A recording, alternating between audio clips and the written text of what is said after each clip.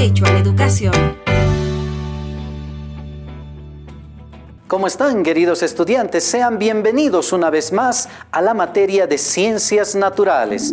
Quien les habla, el profesor José Luis Chambi Barrientos, el día de hoy les estará enseñando un tema muy interesante: la reproducción, crecimiento y desarrollo de los seres humanos. Así que los invito a ponerse cómodos porque comenzamos de esta manera.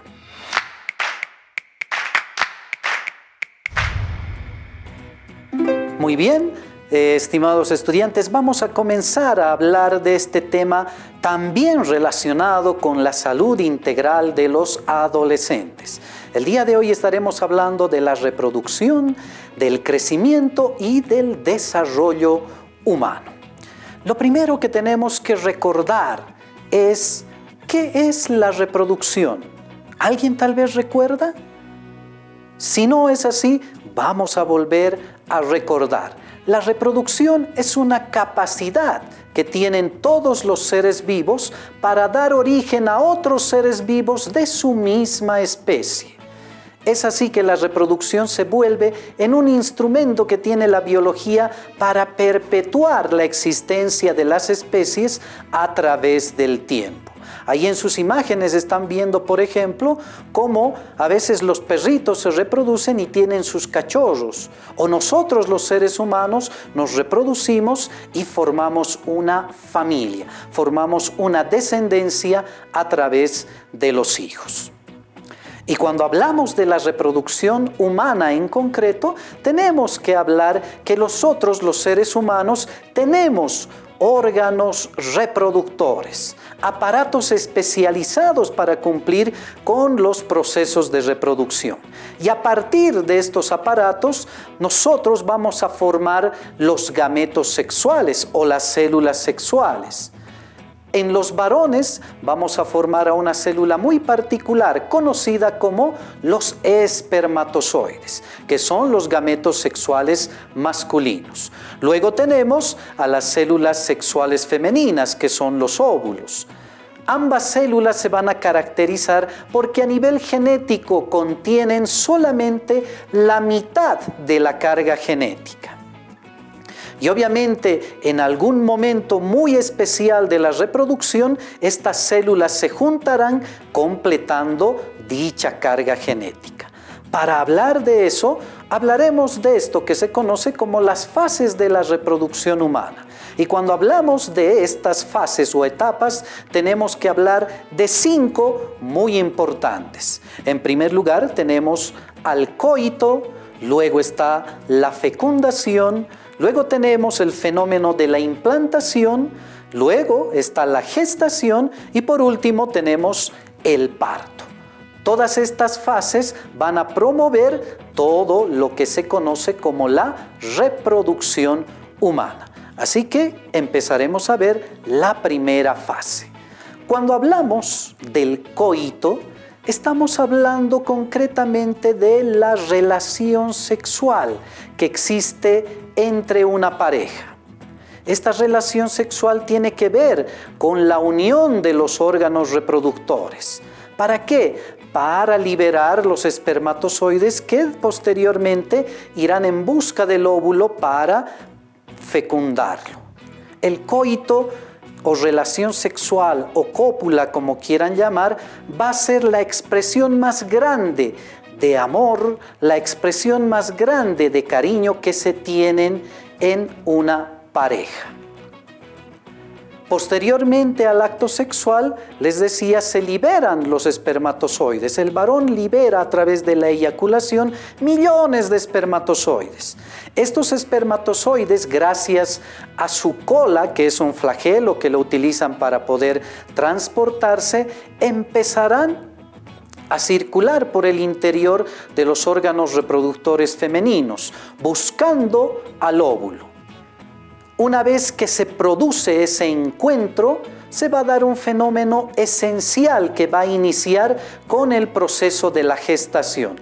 Este fenómeno se conoce como la fecundación. ¿Qué es la fecundación? Es la unión, es la fusión del óvulo y el espermatozoide. ¿Por qué se juntan? ¿Por qué se fusionan estas células? Porque van a completar la carga genética que tienen.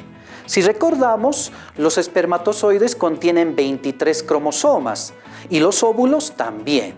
Y obviamente al producirse esa unión, ese encuentro, este material genético se completa. Y si sumamos 23 cromosomas del espermatozoide más los 23 cromosomas del óvulo, vamos a tener una célula con 46 cromosomas. Esta nueva célula se conoce con el nombre de huevo o cigoto. Y obviamente al haber completado su carga genética, empezará su proceso de división, de reproducción. Y a partir de ello se empezará a gestar y se empezará a formar un nuevo ser humano. Esta nueva célula empieza su proceso de división, ingresando a una primera etapa llamada la etapa embrionaria. Este embrión va a ir bajando a través de las trompas de Falopio y va a llegar al órgano más importante del aparato reproductor femenino, que es el útero o la matriz. Y cuando el embrión llegue al interior de este órgano, se va a dar otro aspecto muy importante, la implantación. Como ustedes pueden ver en la pantalla, la implantación consiste en que el embrión se va a unir, se va a pegar a las paredes del útero. ¿Para qué? Para empezar su desarrollo gestacional, porque se va a alimentar de un tejido interno, conocido como el endometrio, que le va a aportar nutrientes para que este embrión pueda desarrollarse y convertirse en un ser humano más adelante. Luego tenemos el proceso que es mucho más largo, el de gestación.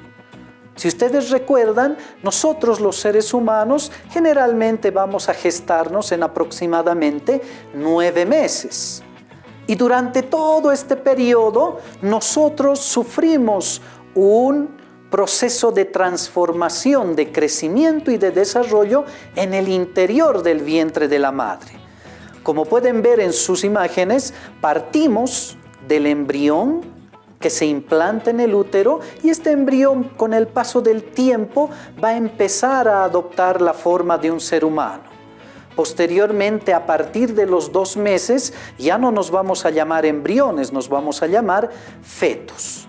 ¿Por qué? Porque hasta ese tiempo nosotros ya hemos desarrollado las características y formas de un ser humano. Se puede reconocer la cabeza, los ojos, las extremidades superiores, las extremidades inferiores. Por lo tanto, a partir del 2º mes hasta el 9º mes, lo que vamos a hacer es crecer en volumen en el interior del vientre de la madre. Y producto de ese crecimiento es que nosotros vamos a ver a la mamá con la famosa barriguita, con la famosa pancita que va creciendo. ¿Por qué crece la panza de la mamá durante el embarazo? Porque en el interior de su organismo se está formando un nuevo ser humano, un bebé, que más adelante va a llegar a este mundo. ¿Y cómo va a llegar a este mundo? A través de una nueva etapa conocida como el trabajo de parto. ¿Qué es el parto? El parto se va a definir como la expulsión del feto del interior del vientre materno hacia el exterior. Lo que ven en la primera imagen, cuando nosotros nacemos, la mamá debe hacer un esfuerzo muy grande para podernos expulsar y que nosotros salgamos al exterior y empezar a respirar. Y un primer signo de vida después del trabajo de parto es el llanto. El llanto que nos va a producir el estar en un nuevo ambiente, el respirar el aire, que va a ser importante para la salud del nuevo ser. A partir de ello vamos a ser recién nacidos, vamos a ser neonatos. Pero no nos vamos a quedar ahí. Vamos a continuar nuestro proceso de ciclo vital. Y este proceso de ciclo vital tiene que ver con estos 2 términos. Vamos a crecer y nos vamos a desarrollar. Pero hay una diferencia muy importante que hay que tomar en cuenta. Cuando hablamos de crecimiento, estamos hablando del aumento de talla y peso que nosotros tenemos producto de la multiplicación de nuestras células. Mientras que el desarrollo va a ser el aumento de las capacidades corporales. Vale decir, nuestro organismo va a ir perfeccionando en su funcionamiento. Esa diferencia la tienen que tomar muy en cuenta porque crecer y desarrollarse no es lo mismo. Cuando hablamos de crecimiento, estamos hablando de esto que ustedes están experimentando y que muchas personas a lo largo de su vida también. No se olviden que después del trabajo de parto hemos sido bebés, pero no nos hemos quedado siendo bebés, sino que hemos ido creciendo y nos hemos convertido en niños, en infantes. Más adelante nos hemos convertido en adolescentes, etapa en la cual ustedes, mis queridos estudiantes, se encuentran. Y aún así siguen creciendo porque más adelante vendrá la siguiente etapa, que es la juventud. Posteriormente a la juventud vendrá la adultez. Y bueno, como somos un organismo formado por células, en algún momento también nuestras células van a empezar a decrecer. Vale decir, su reproducción ya no va a ser tan buena por el paso del tiempo. Cuando hablamos de desarrollo, estamos hablando del perfeccionamiento de las funciones corporales. Cuando aprendemos a hablar, cuando aprendemos a caminar, o cuando vamos a la escuela y aprendemos a leer y a escribir, y aprendemos muchas cosas que nuestros maestros nos enseñan. Algunos se dedicarán a ser profesionales, otros se dedicarán a cultivar su cuerpo. El cuerpo se va a perfeccionar. Cuando hablamos de factores que van a influir en este desarrollo, tenemos que hablar de estos tres: el factor genético, el biogeográfico y socioeconómico. El factor genético tiene que ver con aquel aporte del material genético que nos han hecho la mamá y el papá. Por eso hay rasgos físicos que tenemos nosotros que nos asemejan, que nos hacen parecer a nuestra mamá o a nuestro papá. En el factor biogeográfico tiene que ver mucho el contexto en el cual nos desarrollamos. Generalmente, las personas que vivimos en el área altiplánica somos un poco más tímidos respecto a las personas que viven en el oriente. Y otro tipo de factor, el socioeconómico. Lo que vemos ahora en las clases virtuales, donde muchos asisten de forma semipresencial, pero otros se mantienen a través de las clases virtuales. Por lo tanto, habrá que tomar en cuenta todos estos factores relacionados con el crecimiento y desarrollo del ser humano.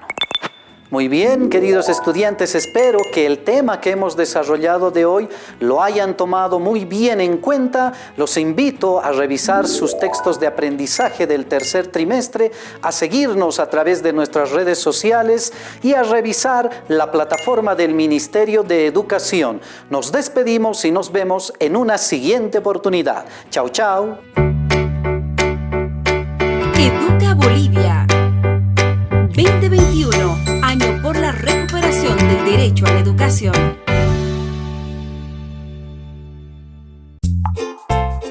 Cierra el grifo para cuidar el agua. Educación para proteger la vida. Cuidemos el medio ambiente.